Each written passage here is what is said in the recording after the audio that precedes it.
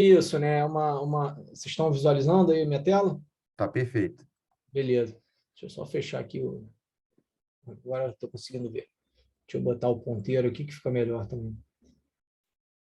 São perspectivas, né, dentro da gestão na nefrologia, e vocês vão ver que assim, tem muita coisa, muita oportunidade que talvez a gente possa explorar. Tá? É claro que isso tudo vai depender, né, dos contextos e, enfim, das inserções que cada um tem e da realidade que cada um vive, mas sempre tem oportunidade. E eu começo mostrando, né, um slide que, poxa, isso aqui com certeza todos os nefrologistas que estão aqui presentes sabem disso, mas eu trago isso não para ensinar os números de forma nenhuma, mas para mostrar o tamanho da oportunidade que a gente está tendo, né? Enfim, doença renal crônica hoje é uma burden disease, né? A gente tem uma carga de doença absurda, os números, né? Enfim, o aumento é exponencial até 2040, provavelmente aí vai se tornar a quinta causa de morte na maior parte dos países, a quinta causa de perda de anos de vida saudáveis, e todos sabem o motivo. Eu não quero entrar nisso, acho que, enfim, nem preciso, né? A população está vivendo mais, está envelhecendo, as pessoas estão ficando mais obesas, diabéticas, hipertensas, e isso tudo lesa o rim. E quando a gente olha, né, a gente pode ver isso de duas formas: um problema, mas também do lado da nefrologia aqui como uma oportunidade para a nossa área de atuação, oportunidade para a gestão, uma oportunidade para a gente, enfim, assumir um protagonismo que eu acho que durante um bom período o nefrologista deixou um pouco de lado por ter focado muito a nefrologia olhando apenas para a questão da diálise. É claro que isso não é em todo lugar, mas de uma forma geral, essa geração que antecedeu a gente, ela focou muito nessa parte, né, da diálise. E a nefrologia é muito maior que isso, né? Eu trago aqui esse outro slide que eu mostro, certamente não estão nem todos os campos aqui, mas muitos campos, o potencial que a nefrologia tem e a alta complexidade que a nefrologia traz junto com ela, isso importa demais, a fonte pagadora, você pode botar qualquer chapéu que isso vai ser importante, né? Então, doentes complexos para a fonte pagadora, enfim, que geram mais despesa, que vão gerar mais internações, que ela precisa começar a trabalhar e pensar como ela vai mitigar essa sinistralidade. Isso interessa aos prestadores de serviços, né? E aí os hospitais, enfim, serviços de saúde, porque eles têm interesse pela alta complexidade, né? E aquilo, né? Muito ficou focado nos últimos anos aqui na diálise beira-leito e aqui na diálise ambulatorial, mas a gente tem muita coisa para explorar. Então, aquele primeiro slide que eu mostrei mostra o tamanho da oportunidade que a nossa especialidade tem. Agora, isso precisa estar claro para os nefrologistas, isso precisa ser ensinado para os nefrologistas mais jovens, né? Mostrar essa potencialidade e a gente resgatar, né, a nefrologia clínica, resgatar outras atividades que o nefrologista pode exercer, né? A questão da nefropatologia, a questão toda da radiologia intervencionista, né? Aqui a questão, né, dos imunos biológicos, imunossupressores, a questão toda do parque de imagem, das cirurgias, do transplante. Ou seja, quando eu olho a nefrologia como uma linha de cuidado, né, eu enxergo o potencial que essa especialidade traz. E aí eu trago um pouco aqui, né, da experiência, da gestão que a gente está fazendo na rede. Eu não vou me deter à rede nessa apresentação, mas é importante eu falar, porque isso, né, eu estou vivendo isso, a gente está implantando isso. A rede hoje é uma rede de saúde, não só mais de hospitais, mas a maior rede de serviços de saúde da América Latina. Esses dados aqui são do relatório de sustentabilidade do ano passado. Hoje a gente já está chegando a 69 hospitais, já são mais de 60 clínicas, enfim, já estamos aí com mais de 11 mil leitos, né? Então, a rede entendeu a nefrologia, ela entendeu essa potencialidade da nefrologia e criou, né, uma linha estratégica no corporativo da Redditor para a nefrologia, tamanha a importância estratégica, né, dessa especialidade para a companhia. E aí foi nesse momento que eu fui inserido, né, no corporativo e fui trazido para esse cargo, porque além da visão e da experiência técnica, né, que eu tinha, eu consegui, ao longo da minha carreira, desenvolver também o olhar da gestão e trabalhar alinhado, né, a gestão junto com enfim, a atividade clínica. Isso é muito importante. Hoje não dá mais para o médico, né, falar assim, eu sou só médico, eu só faço medicina, a parte da gestão eu não quero saber, custo eu não quero saber. Hoje não tem mais como a gente trabalhar dessa forma. A gente discute isso a todo momento, novos modelos de prestação de serviço, novos modelos de remuneração, e isso envolve a nossa atividade. Então, é importante, quem ainda não começou a se inserir nisso, né, que comece a olhar nessa perspectiva, porque não tem jeito, né?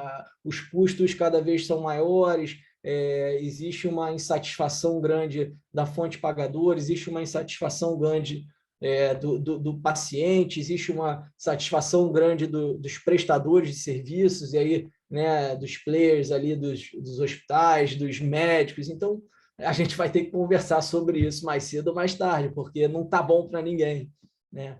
E com essa perspectiva, então, de olhar a nefrologia de uma forma estratégica, foi que foi criada essa rede, essa linha, né? E olhando a nefrologia como uma linha de cuidado, e não então somente, né, diálise.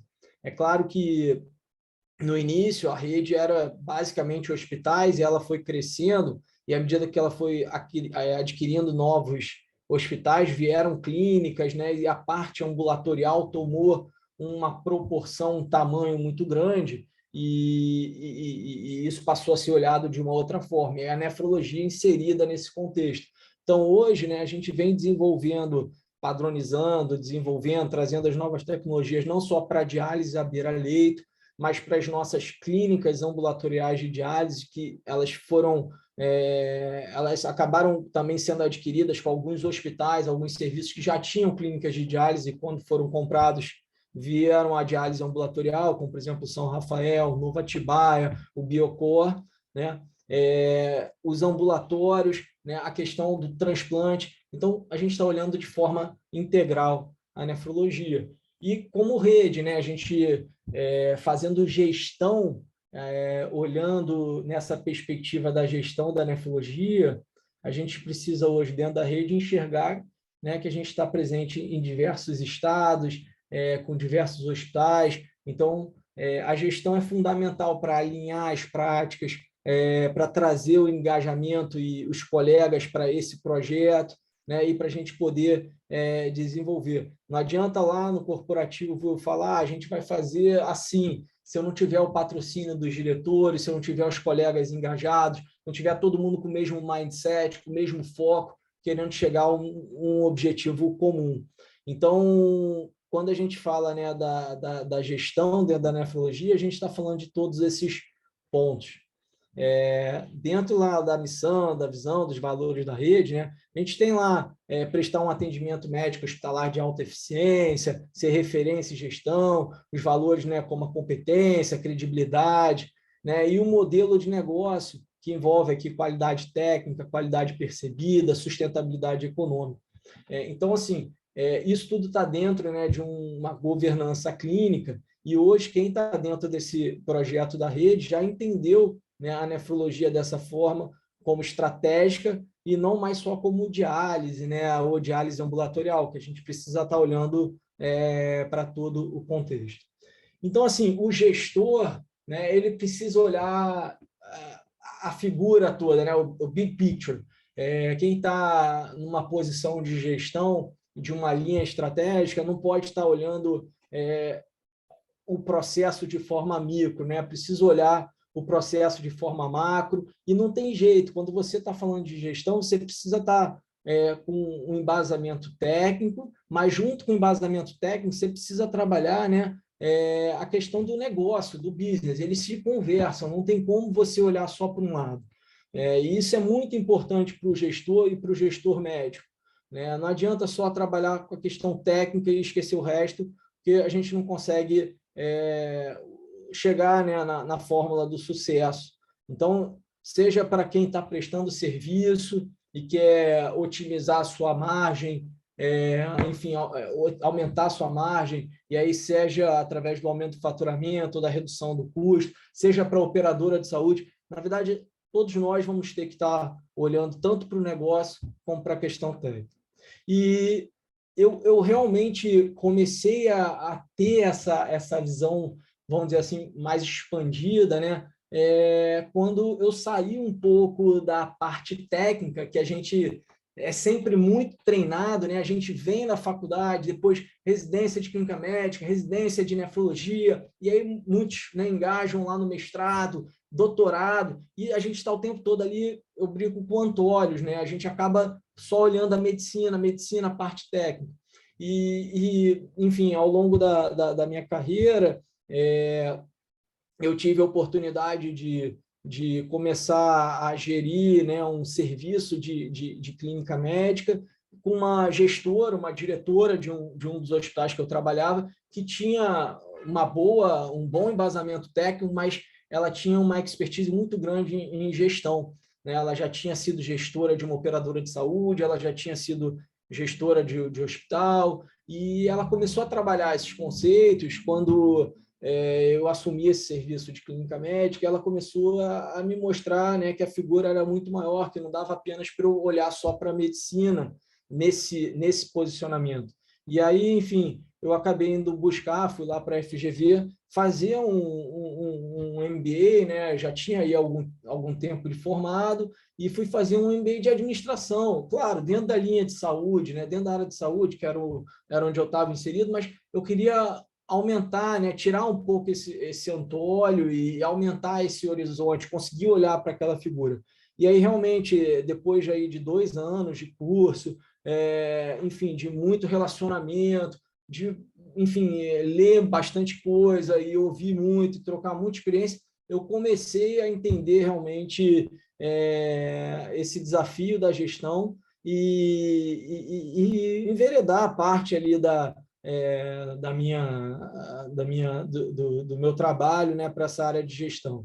E assim as coisas foram se desenvolvendo. Então, esse é o primeiro ponto. Assim, acho que é válido para qualquer pessoa, qualquer médico, né, olhar um pouco, sair um pouco ali da parte só técnica e entender um pouco a parte da administração, porque a gente está dentro de instituições que precisam ser administradas, e o tempo todo vai ter esse conflito, ou essa convergência da parte assistencial com a parte da administração. E aí, né, você imagina você começar a fazer gestão, começar a fazer implementação de novos modelos e mudanças de mindset em diversas regionais e regiões realmente diferentes, né, do nosso país. O Brasil é um país de uma imensidão cultural, e não tem como, né? O que acontece no Sudeste é diferente do que acontece no Centro-Oeste, que é diferente do que acontece muitas vezes lá no Nordeste, e nas próprias regionais existem diferenças, né? Quando você pega ali modelos em São Paulo, modelo em Rio é diferente, que é diferente muitas vezes lá do modelo em Salvador, enfim, em Fortaleza.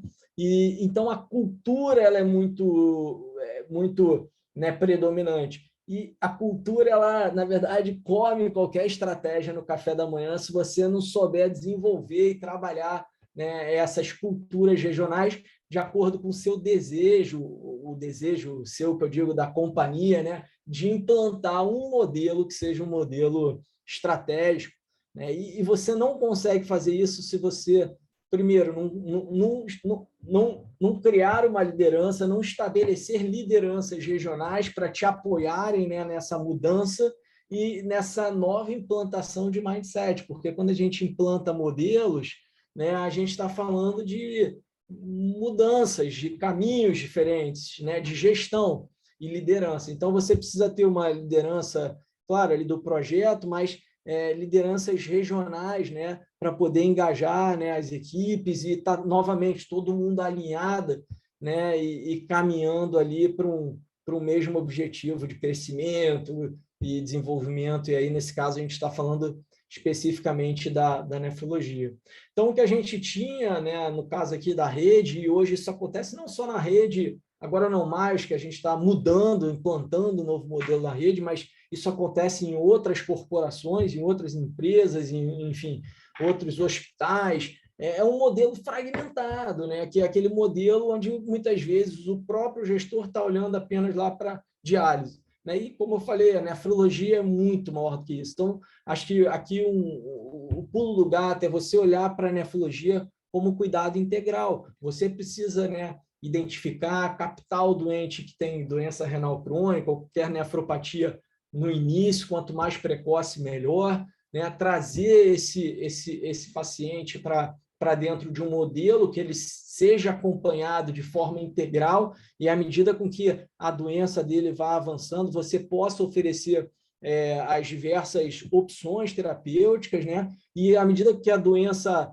chegue lá no seu estágio final, como é o caso lá da doença renal crônica no estágio 5, você consiga oferecer o que é melhor, né, em termos de desfecho para aquele doente. Então, focar aqui no transplante renal, no nosso caso, né? E, claro, aqueles pacientes que estão esperando o transplante ou que não são candidatos, você precisa oferecer, né, no caso, a diálise, e aí as diversas modalidades de diálise, vai depender de cada paciente. Mas, quando eu começo a olhar dessa forma, eu estou falando, né, de um cuidado integral, ou seja, eu capto o doente, eu ofereço para ele o que eu posso oferecer para retardar a progressão da doença, eu trabalho a questão ambulatorial, eu exploro, né, e fidelizo o doente dentro desse modelo integral, eu movimento outras linhas estratégicas, como, por exemplo, né, esses pacientes, a gente sabe, eles vão ter doença cardiovascular, eles vão precisar do endócrino, eles vão precisar do cardiologista, vão precisar da nutrição, ou seja, vão precisar da psicologia, de toda, né, uma equipe multidisciplinar. Então, eu saio daquele modelo lá, fragmentozinho, que está olhando só para diálise,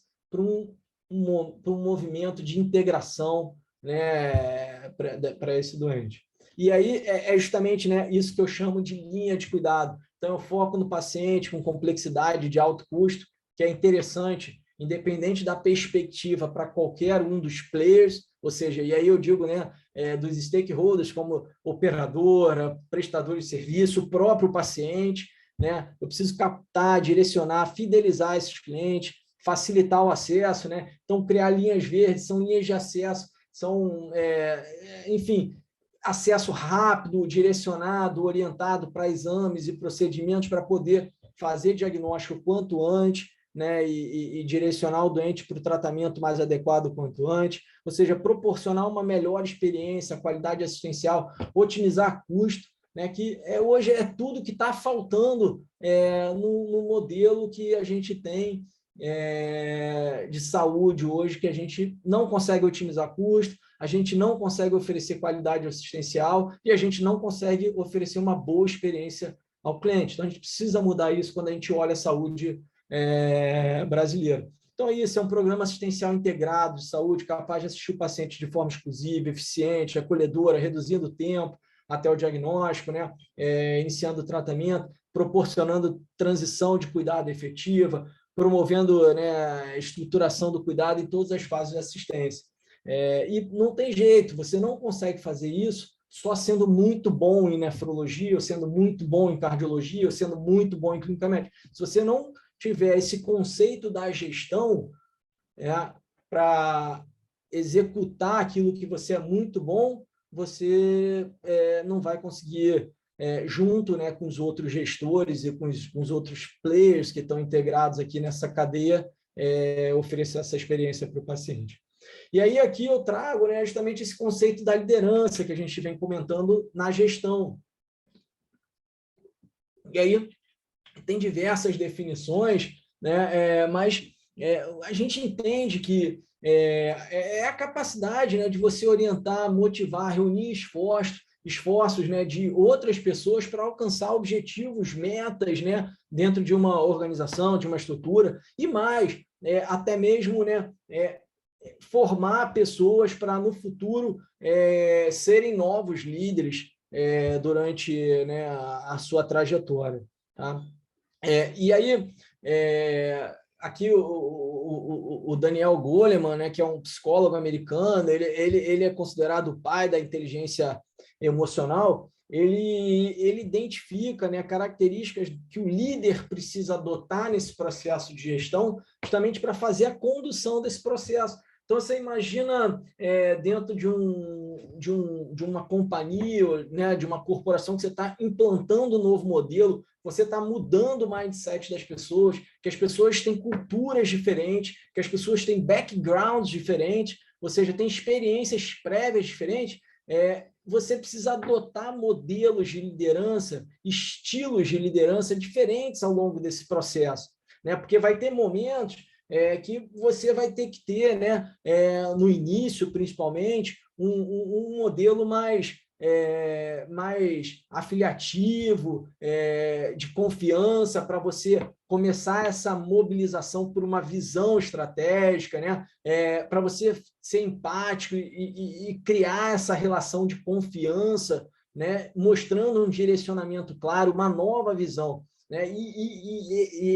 Esse modelo de liderança ele impacta positivamente o clima, né, de uma estrutura, de uma companhia.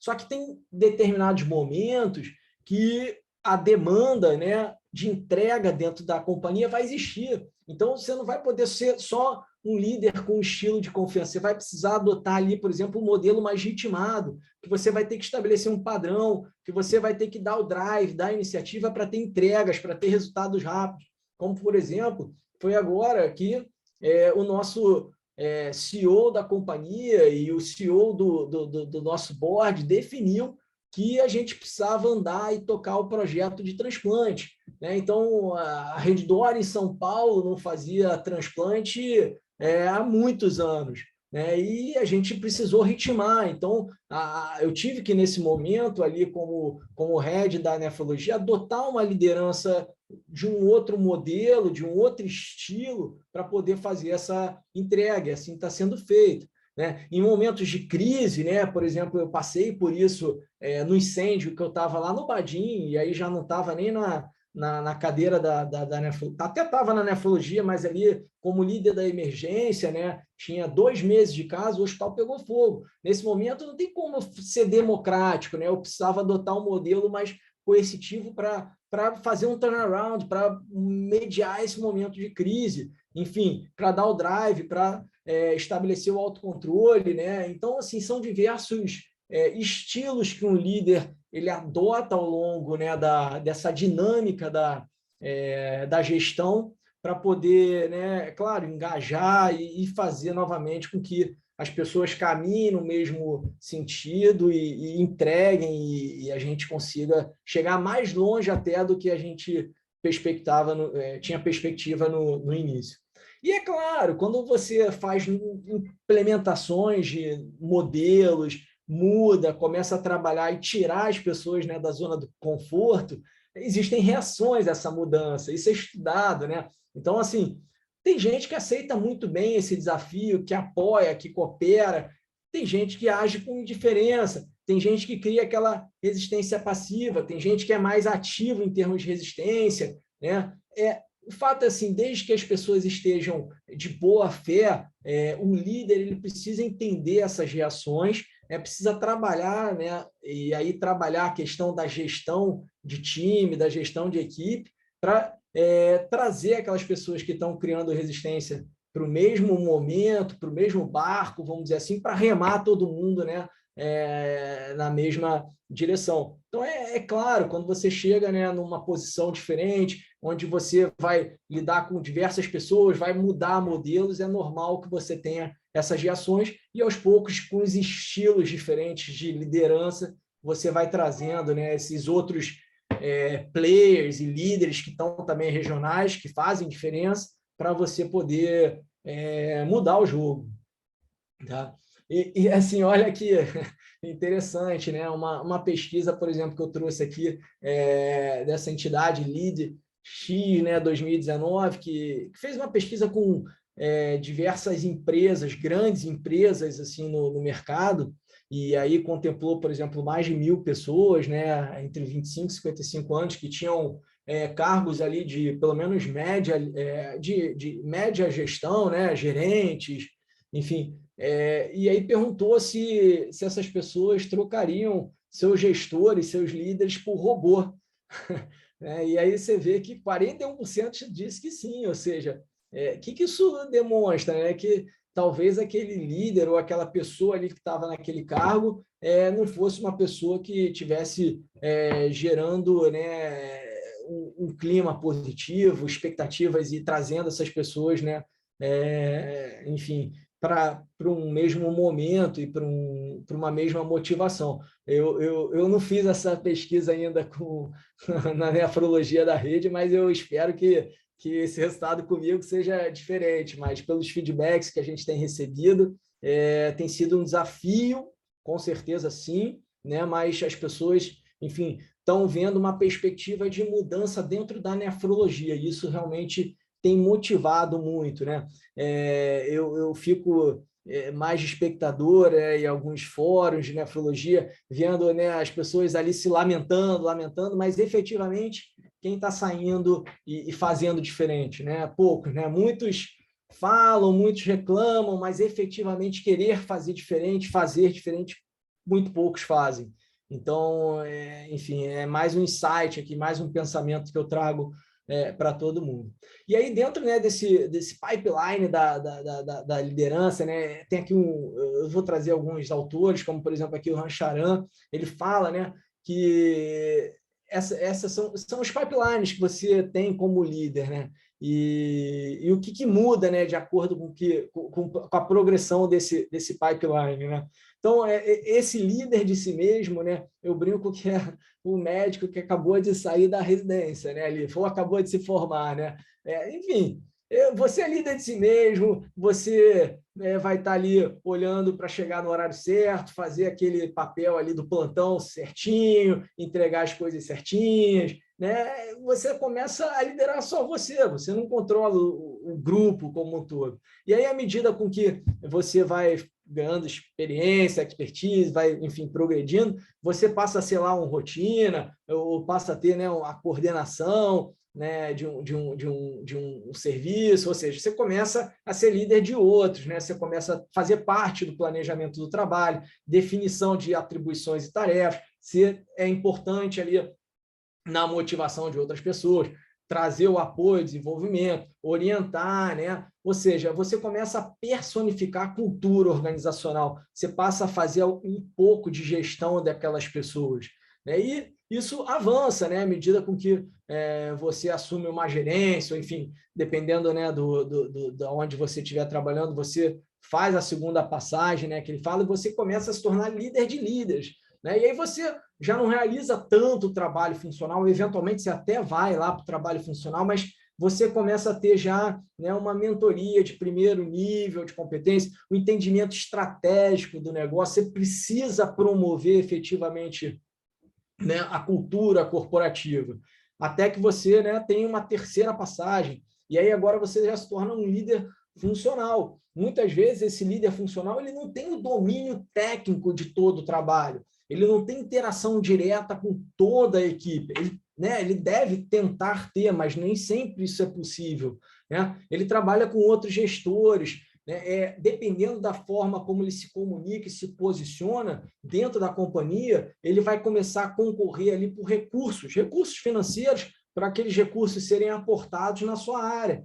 Então, a comunicação, né, a parte estratégica, planejamento estratégico faz importância.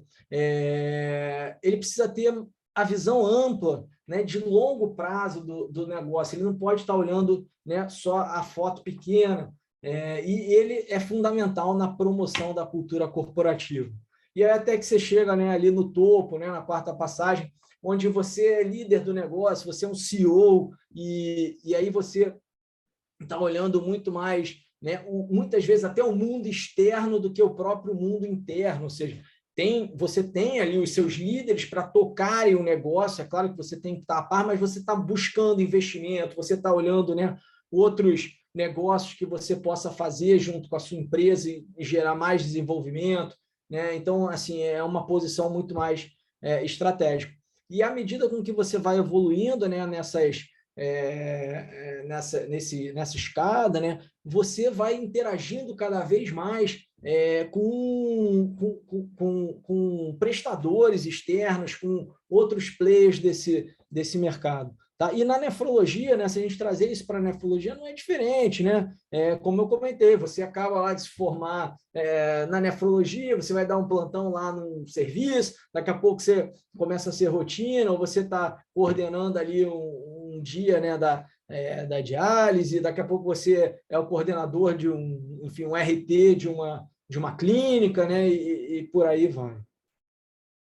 Então é isso, né? No final das contas, a equipe é espelho daquele líder, né? Então, se é um líder que tem uma visão estratégica, que está olhando para frente, tem uma visão macro e vai junto desenvolvendo a sua equipe, vai tendo o apoio da sua equipe, normalmente o negócio dá certo, né? Se a estratégia é boa, se o plano de negócios é bom, e isso reflete diretamente na equipe.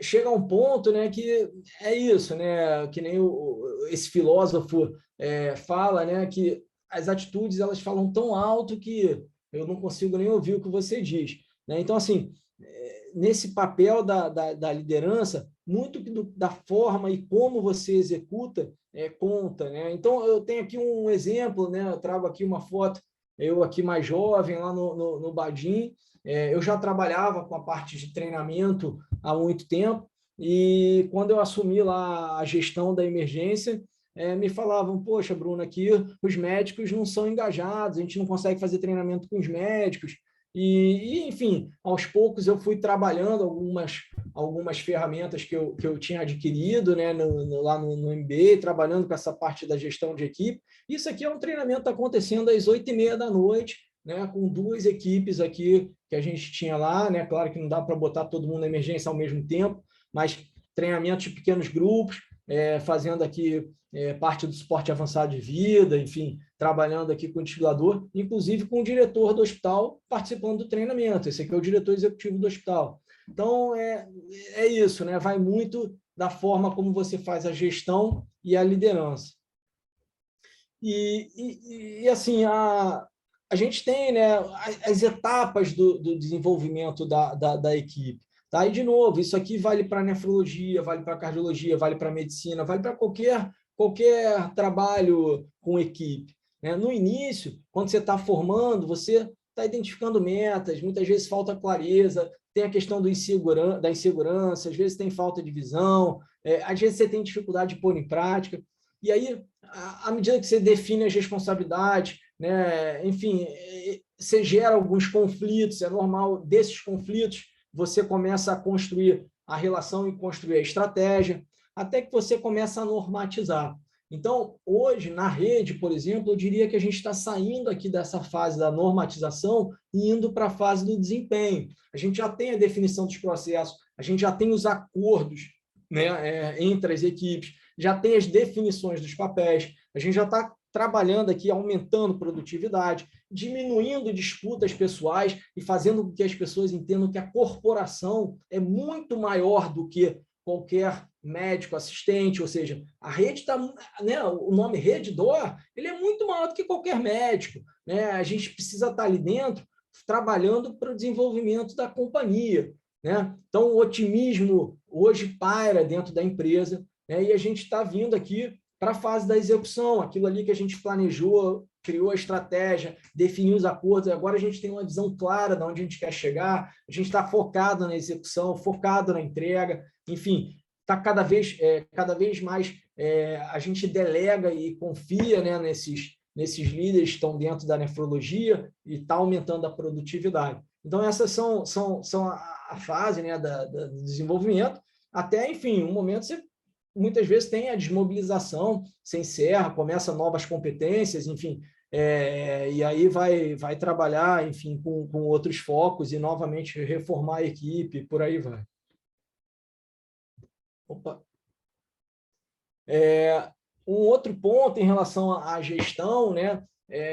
Isso eu observei durante muitas oportunidades que eu tive de trabalhar como líderes como médico em alguns hospitais, das disfunções da equipe, né? Primeiro que a gente médico, a gente é formado dentro de uma faculdade, 6 anos depois acaba a faculdade, aí alguém vira para a gente e fala assim, bom, muito bem, agora você atravessa a rua, vai para aquele hospital ali e vai trabalhar com um monte de gente de outras profissões. Vai trabalhar lá com enfermeiro, vai trabalhar com nutricionista, vai trabalhar com assistente social, com técnico. Só que nunca ninguém ensinou a gente a fazer isso, né? Nunca ninguém ensinou a gente a trabalhar em equipe.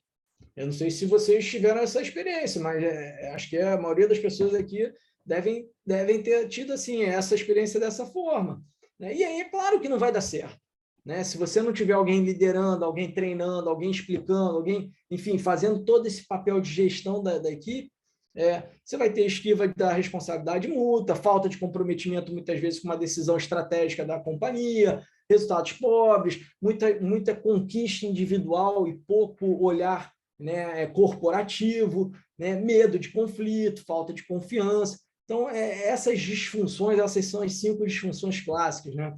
E a primeira vez que eu aprendi isso e pude mudar essa percepção, eu tive a oportunidade de trabalhar no Corpo de Bombeiro. Logo depois que eu me formei, eu passei por um concurso do bombeiro e fui trabalhar no bombeiro. E antes de trabalhar, efetivamente, eu passei lá, a gente tem que fazer a formação.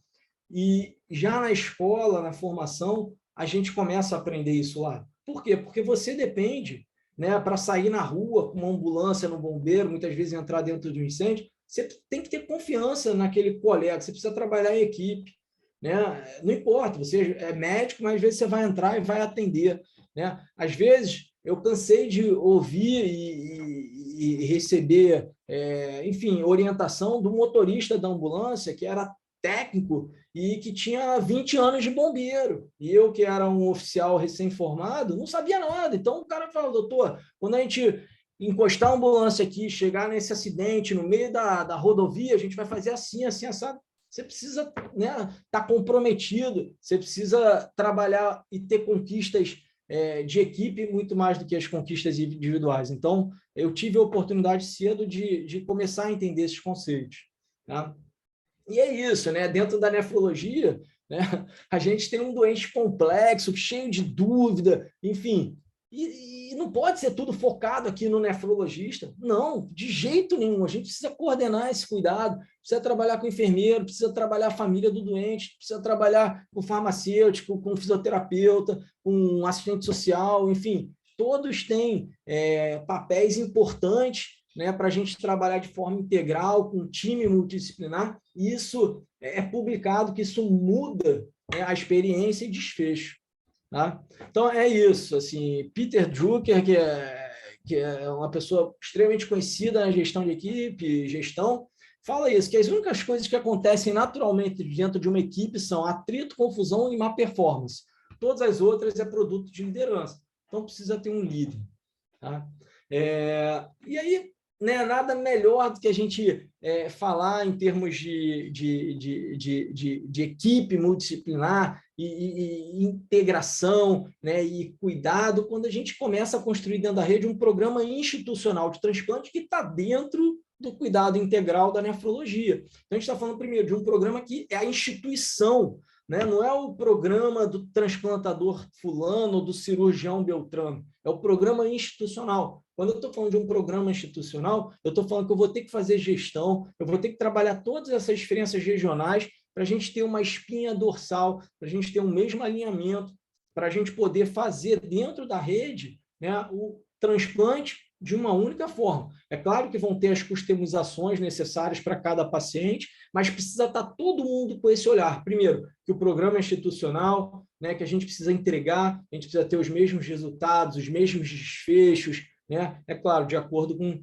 enfim, cada particularidade regional. Então, por exemplo, no Rio de Janeiro a gente tinha um problemaço, dentro do programa, antes de ser construído o programa, né, que eram iniciativas fragmentadas. Então, os hospitais, a gente tem diversos hospitais que foram credenciados no Rio de Janeiro, não existia um olhar para um programa institucional de transplante, né, e cada hospital tinha a sua equipe e fazia de uma forma. E aí agora, por exemplo, com a chegada, né, do Figueiró, que vocês com certeza devem conhecer, a gente montou um grupo de trabalho, está fazendo todo um trabalho nacional na rede, focando inicialmente no Rio, São Paulo, depois a gente vai para Brasília, a gente vai, enfim, rolloutar esse modelo de programa para os outros locais, para poder fazer. E não tem como você fazer isso sem gestão, sem liderança, sem confiança, sem trabalhar com equipe multidisciplinar, tudo isso que a gente está falando. Esse slide eu acho sensacional. O Goldsmith, que é esse autor, ele primeiro fala o seguinte: o que te trouxe até esse momento, né, naquele pipeline ali que você vai subindo, o que te trouxe até esse momento da liderança não é o que vai fazer você continuar progredindo. Então, você é bem-sucedido, você está indo bem, mas você precisa estar o tempo todo buscando, né, desenvolvendo para poder avançar, porque ninguém avança com aquele conteúdo, com aquele conhecimento que te trouxe até esse momento. Então, se você quer avançar mais, você precisa, né, de mais habilidade. Tá? E aqui são algumas coisas, né, que você deve parar de fazer dentro, né, do mundo corporativo, enfim, dentro das equipes, para você continuar progredindo. Então, parar de querer vencer sempre, de dar sua opinião quando é necessário, de ficar julgando, de comentários negativos, de dizer aquele, não, sim, mas, aí senta o pau, né, de falar no calor da emoção. Então, a pessoa precisa ter autocontrole, precisa raciocinar, precisa olhar a figura como um todo, precisa ouvir, fazer auscultativo. Não pode ser pessimista, você tem que estar sempre para frente, você tem que estar olhando, né, focado, entregar, olhando a longo prazo. Enfim, essa questão de guardar informação no sentido de se favorecer individualmente. É claro que tem algumas informações estratégicas que você não vai poder falar, mas aquele lance de vou guardar a informação para eu ter uma vantagem sobre isso não é legal, né? Não reconhecer o mérito dos outros, não ouvir. Enfim, são algumas coisas aqui que não é bom e vale a reflexão. Então é isso, dentro da companhia hoje, né? Como eu falei, existe uma gestão estratégica, existe uma linha de cuidado da nefrologia, isso está apoiado pelo board da companhia, pela alta liderança.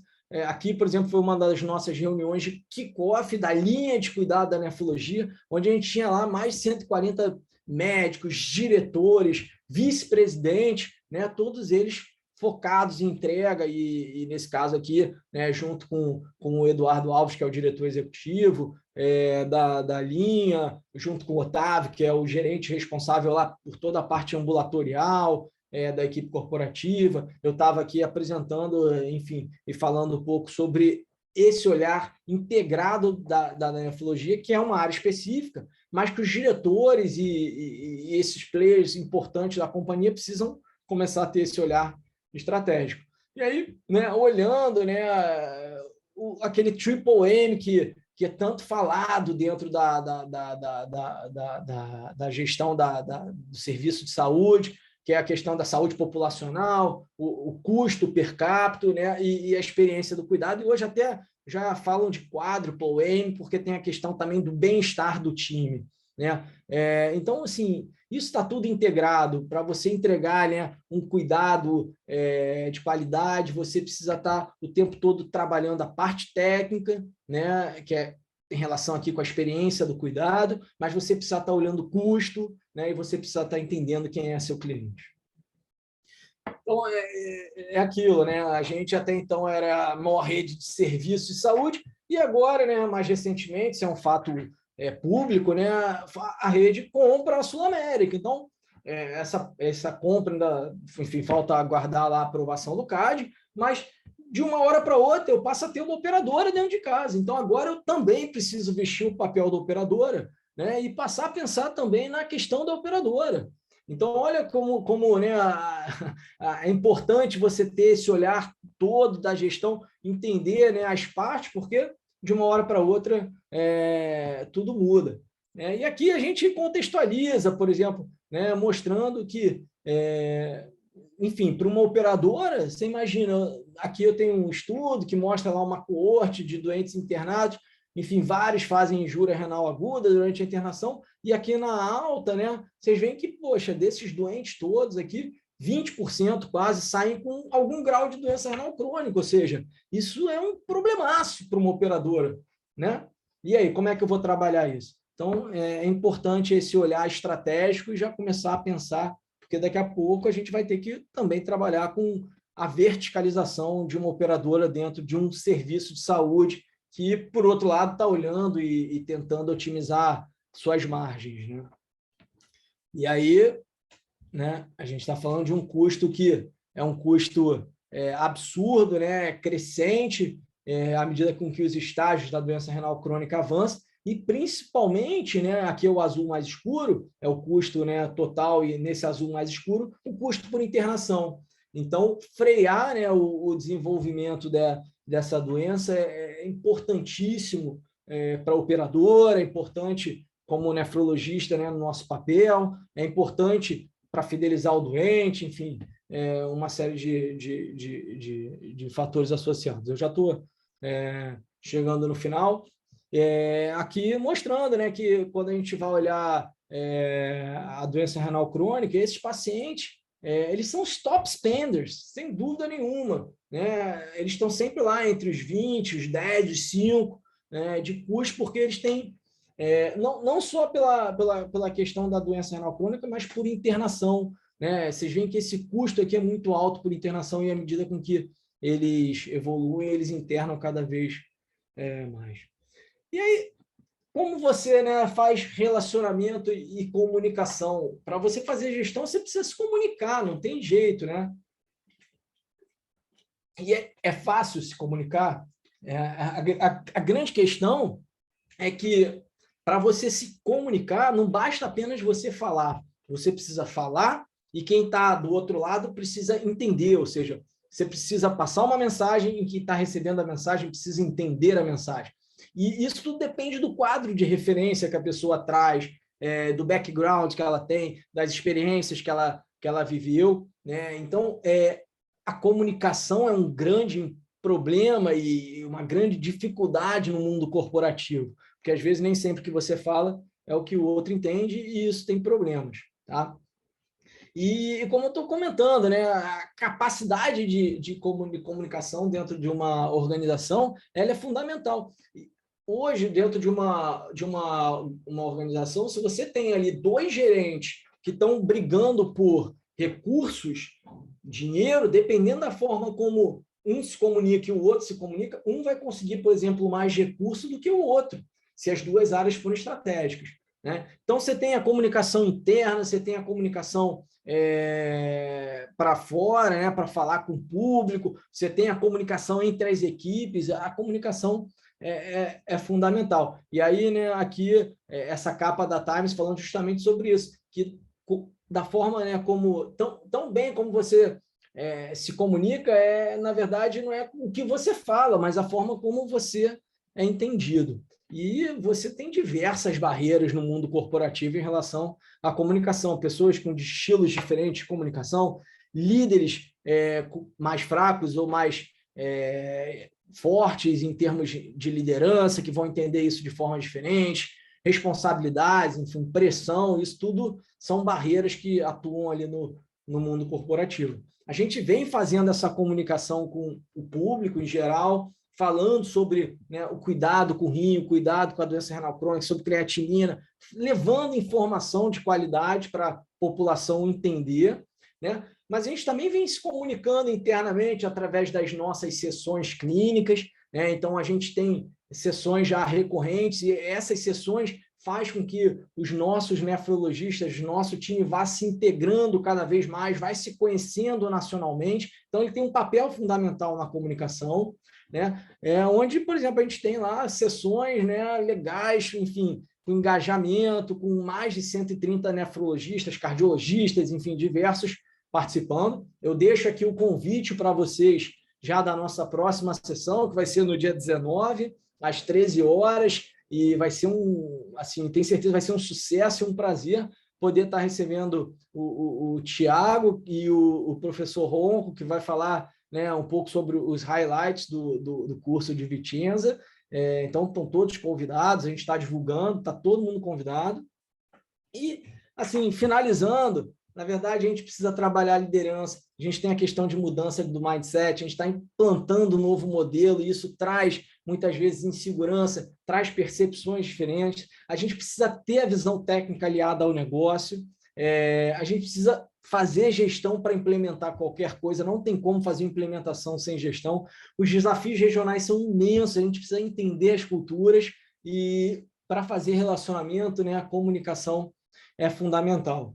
Dentro da rede, a gente vem fazendo esse trabalho, existem pontos que são mais difíceis, pontos que são mais fáceis quando você fala de uma rede, de um poder de uma rede, mas as dificuldades são muitas, os desafios são muitos. Muitas vezes a gente é bem sucedido, outras a gente aprende com insucesso e faz diferente para poder ter sucesso. A gente muda processo o tempo todo pensando em otimização e dentro da nefrologia isso não está sendo diferente. A gente tem certeza que a gente tem a capacidade e o potencial de muitas vezes aqui de estar olhando e mudando o mercado da nefrologia brasileira através da rede, no mercado privado, né, como um todo. A gente está promovendo o cuidado integrado, a gente está focado em melhoria do processo e o tempo todo trabalhando, né, com indicadores, com entrega, com desfecho. Gente, é isso, né? Acho que eu já falei isso para vocês. Para criticar, a fila é imensa, para falar, a fila é grande. Agora, quem está ali realmente botando o chapéu e executando, né, são poucos.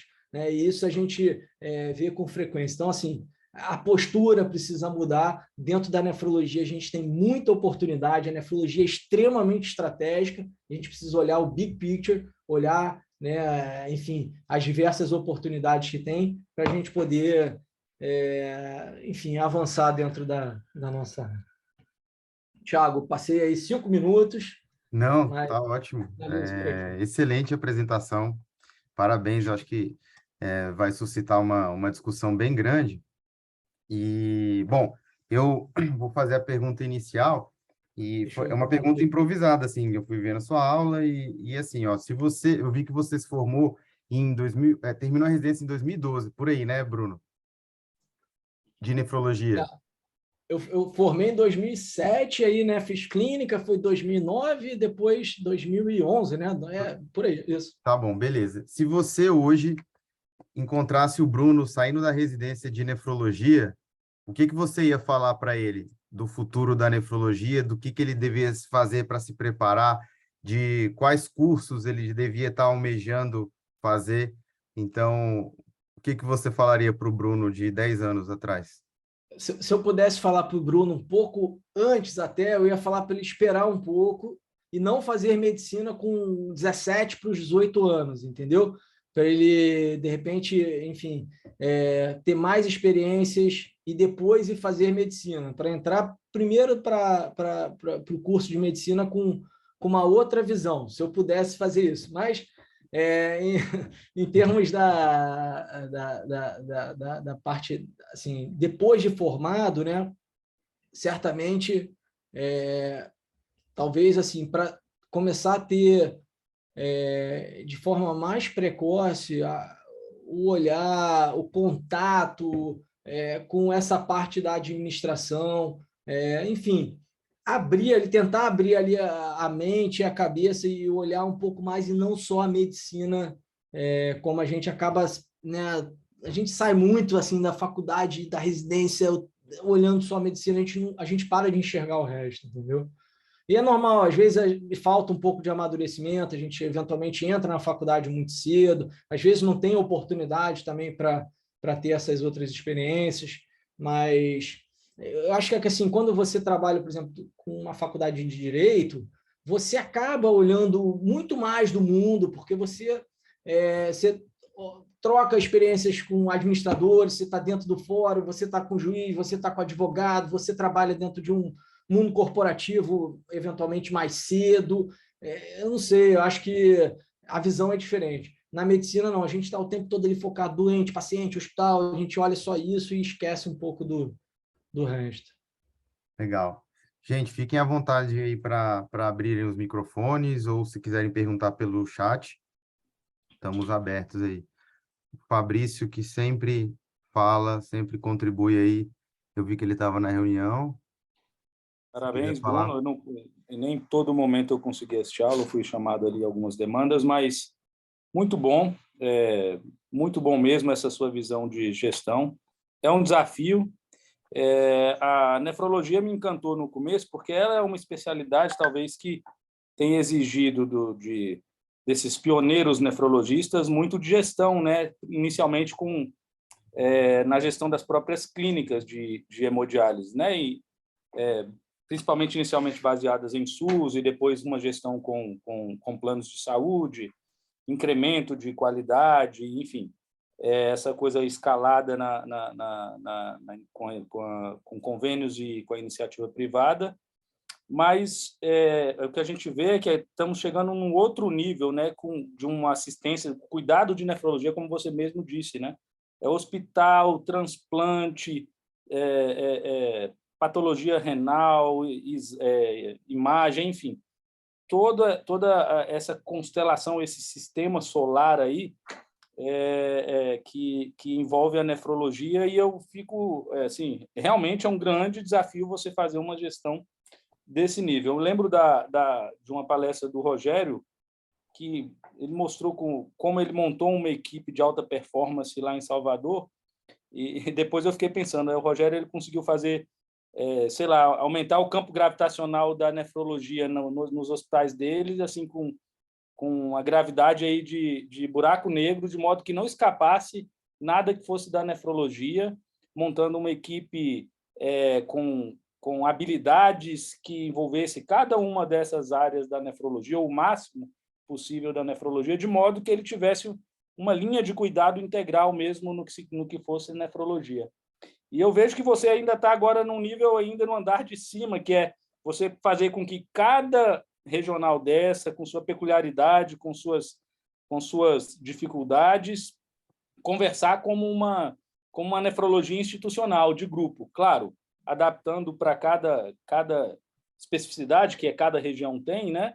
Suas próprias dificuldades, Brasília peculiar e enfim, a nossa realidade aqui, eu sei que é muito diferente talvez de outras regiões, e essa questão de olhar aí de cima e você conseguir, de uma certa maneira, fazer com que conversemos, buscar soluções que atenda, que uniformize, talvez trazer soluções que funcionaram muito bem em um lugar para alguma outra região que tem alguma dificuldade, enfim, essa visão de um líder já, né, ali mais nos degraus de cima, eu acho que é um grande desafio, sem tirar o olho do business e sem tirar o olho do cuidado do paciente, que ao fim e ao cabo para quem é direcionado a gestão, né?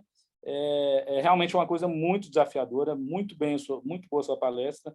Hoje eu faço gestão de uma UTI pequena, e eu acho que é difícil, poucos leitos, poucos médicos, e a gente tem a dificuldade de vender uma ideia, fazer com que os colegas comprem, fazer aquela visão institucional, e se tiver falha, a falha não tem falha de CPF, é falha de CNPJ, né? Vamos dizer assim, a gente precisa buscar, se falhou alguma coisa, a instituição falhou, seja no treinamento daquela pessoa que errou, enfim, é uma coisa que a medicina está trazendo aí das outras áreas, né, de conhecimento aí, da administração, e é muito bom que tenha pessoas que tenham se dedicado, assim como você, porque a gente não vai conseguir progredir de fato, assim, como uma especialidade numa instituição assim de maneira sólida, sem esse olhar, né? Então foi muito legal a sua apresentação, nos deixa assim, bom, eu como um dos colaboradores que está no sistema aí da Rede DOR, a gente fica muito satisfeito de estar numa instituição que tem essa visão e que ela espalhe para várias outras grupos de nefrologia, né? Essa visão macro de tanto técnica como de business, conversando e buscando soluções para um desempenho de alta performance mesmo, né? Sempre visando o melhor para o paciente, que ao fim e ao cabo é o destinatário de toda essa visão aí que você empreendeu. Então, parabéns. Fico muito alegre, muito feliz de a gente estar vendo pessoas assim na nefrologia e a gente vê que assim a gente tem futuro. Abraço. Legal, Fabrício, obrigado. Bom, gente, quem quiser, eu tenho um monte de pergunta aqui. Se vocês vão se manifestarem, eu vou metendo bala aqui. Ou levantou a mão, pô. Então, vai lá, pô. Você tá só tira um. Boa noite, já tirei o. Primeiro, parabenizo muito a Bruno pela brilhante exposição, muito inspiradora. Dentro de minha percepção, eu acho muito importante. Talvez é a primeira vez que eu escuto em uma apresentação, em um projeto, em alguma exposição de algum nível, ver a transição do conceito de linha de cuidado do espaço público para o espaço privado. Que não é uma discrepância, não é uma dicotomia, é justamente uma evolução do que deveria ser uma sociedade que funcione. O conceito de linha de cuidado já tinha inclusive sido escrito e publicado e foi elaborado. A Sociedade Brasileira de Nefrologia participou disso na última gestão, para apresentar uma linha de cuidado que obviamente está muito aquém do que foi exposto hoje.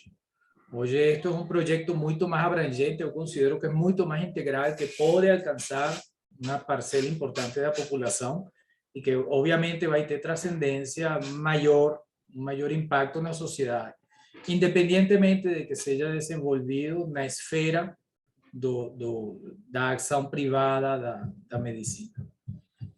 Eu acho que sempre um grande diferencial nas instituições de saúde é quando você tem um serviço de nefrologia ou não tem. Sempre em um hospital onde tem um serviço de nefrologia, sempre há um plus. Sempre tem um a mais. Os nefrologistas somos empreendedores, somos inovadores, queremos fazer procedimentos, estamos na UTI, vamos para o centro cirúrgico. E eu acho que un proyecto como este abre una oportunidad para un grande número de nefrologistas para hacer cosas diferentes do simple diálisis o da simple plantão de UTI. En eso inclusive sería bom avaliar parcerias con las instituciones, con la Sociedad Brasileira de Nefrologia, para implantar procedimentos de acreditación FAST, de procedimentos que los nefrologistas podemos hacer, con los cuales podemos contribuir mucho en los hospitales y en el ambiente, sea hospitalar o no, donde estamos. Implante de catéteres peritoneales, realizar accesos vasculares, realizar permacat, voltar a hacer fístulas arteriovenosas, que eso no só seja un territorio exclusivo de la cirugía vascular. Inclusive la cirugía vascular ya está sobrecarregada por causa de esa actividad. Es difícil, a veces los cirujanos vasculares no dan cuenta, ellos tienen otras cosas que hacer. Nosotros tenemos que voltar a hacer las biopsias y no dejar eso en manos de los radiologistas. Y yo acho que tenemos que crear esa cultura dentro de las instituciones donde trabajamos, de que nosotros también hacemos. Obviamente todo eso amparado por un procedimiento de acreditación, para manter qualidade, para manter excelência, para manter o paciente em foco. Eu acho que este projeto dá cabida para muitas coisas. Tem uma grande potencialidade. Parabéns, Bruno, parabéns. Obrigado, pô. Pô, só complementando, é claro que não deu tempo, mas assim, tem um braço dentro aqui eu estou falando especificamente da rede, né, que é o IDOR, né, que é todo um braço ali de educação, de pós-graduação. Então, sem dúvida nenhuma, isso tudo que você está falando está convergente com o nosso pensamento. Na verdade, hoje a gente discute muito isso lá, eu faço um mestrado lá na FGV em São Paulo, na EAESP, na escola, né, de administração. E a gente discute muito esses modelos de cuidado, não só no Brasil, mas em vários países. E primeiro, tem que existir um entendimento, né, que o serviço hoje no Brasil é um serviço único de saúde. E que hoje o sistema privado ele deveria ser um sistema complementar. Só que, é claro, tem todos os pontos aí do serviço público e muitas vezes o sistema privado ele acaba assumindo muitas vezes o protagonismo em diversas áreas por fragilidades que existem do sistema único. Mas não importa, né? Onde o doente ele vai ser atendido, a gestão é fundamental, porque os recursos são finitos, seja no SUS, alguém paga essa conta, não tem jeito. E somos nós, né, que pagamos a conta. E a grana acaba. Afinal, a gente paga a conta, né? Então não tem essa. Quando o colega lá pede 50 exames e precisava pedir um, está todo mundo pagando essa conta. A operadora paga, mas a gente paga, porque você não compra lá o plano de saúde, ele vai aumentar o sinistro, ele vai aumentar lá a conta. No final, você vai pagar uma mensalidade maior. Acabou. Então, assim, enquanto a gente não mudar esse mindset e a forma de pensar, realmente a gente não vai sair desse buraco que não só a nefrologia está, mas a saúde brasileira como um todo está. Agora, não adianta, se você não trabalha esses conceitos, né, com essa nova geração e com os médicos, e enfim, com os profissionais de saúde, você não muda, você vai continuar entregando os mesmos resultados. Não tem como você fazer a mesma coisa e entregar resultado diferente. Entregar algo diferente. Não dá. Tem que inovar. Muito bom. Obrigado.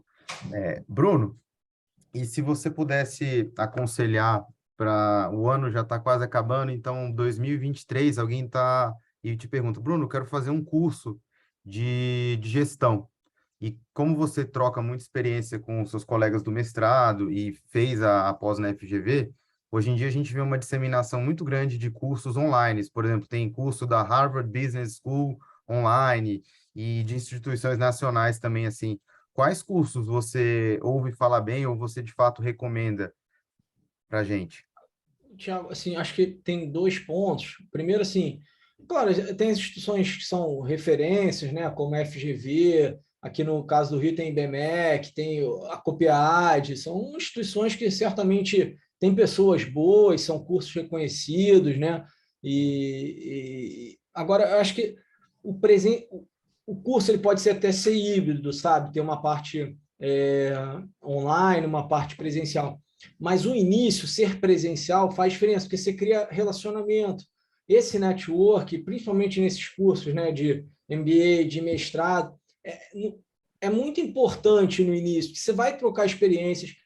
Nesses cursos, você tem pessoas de outras áreas, né? Então, mesmo que seja a linha, seja saúde, você tem advogados fazendo curso, você tem fisioterapeuta, você tem administrador, você tem médico. Então, assim,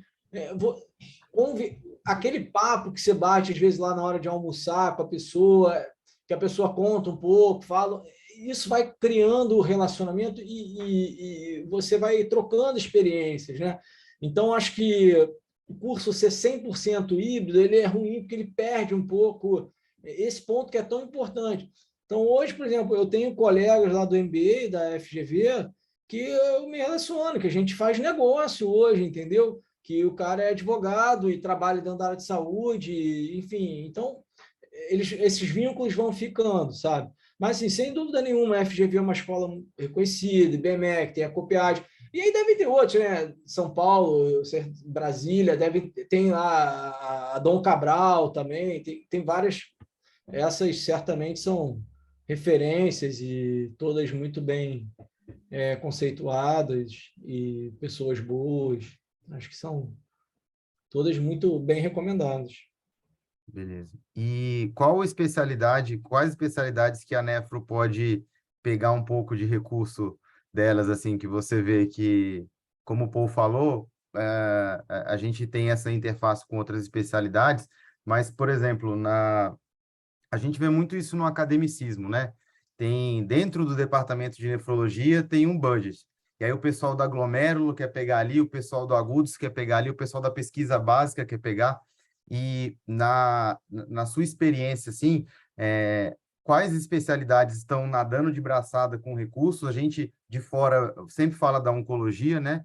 Mas de onde você acha que a nefrologia poderia captar recursos e aumentar o investimento? Não, olha só, a gente tem a oncologia, sem dúvida nenhuma, e tem toda uma parte, né, relacionada da nefrologia com a oncologia, que eu acho que a gente explora pouco. No INCA, eu fui funcionário, eu fui concursado do INCA durante quase 5 anos.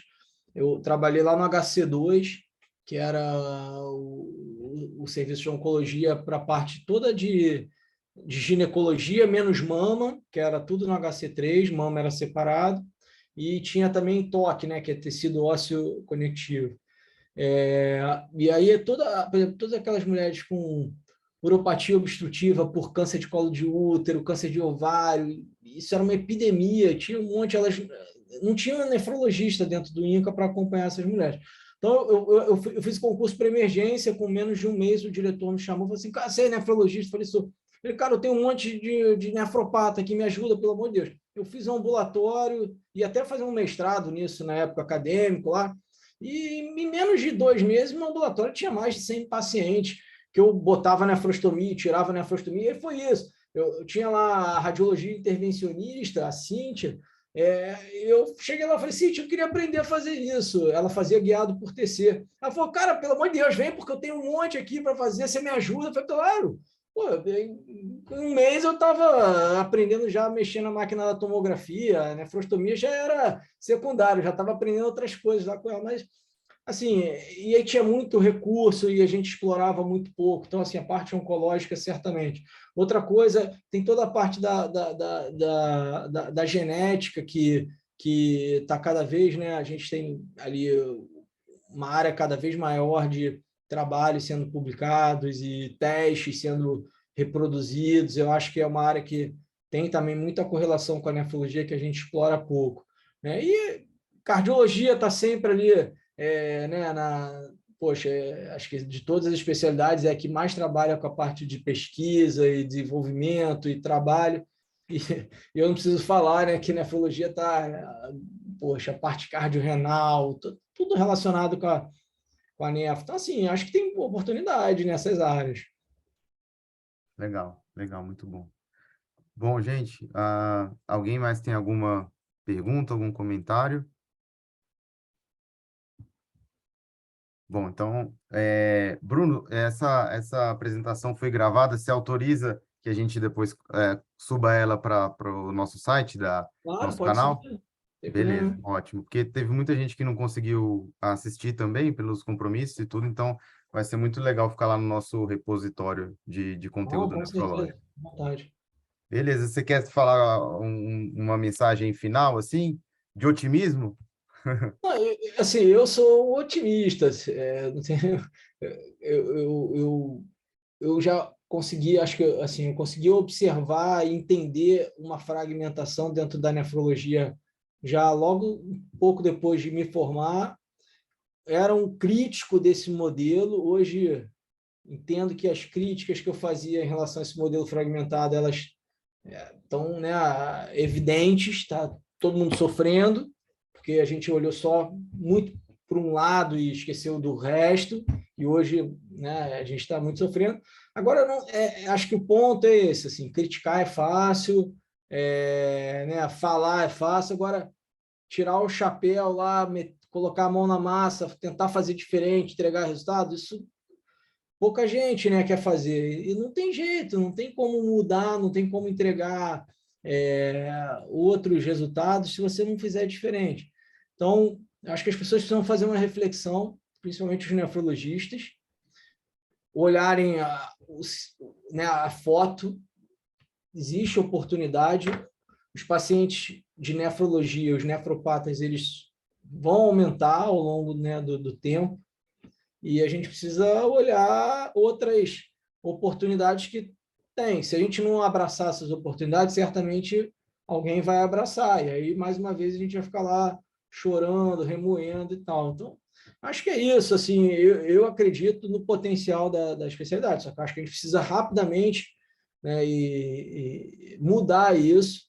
Agora, a gente não vai conseguir mudar isso se a gente não fizer diferente. Então, a nossa A nossa geração, né, que agora está por volta dos 40 anos, e quem já está vindo agora, a gente precisa passar esses conceitos e esse novo olhar para a gente poder ter essa mudança, entendeu? Beleza. Bom, cara, foi excelente. Muito obrigado mesmo. E então, segunda-feira aí eu estendo o convite do Bruno. A gente vai ter uma reunião 1 da tarde com o professor Cláudio Ronco. Então, também gostaria da presença de todos aí do Prestígio. Valeu, gente. Muito obrigado. Até mais. Tchau, tchau. Um abraço. Até mais. Tchau.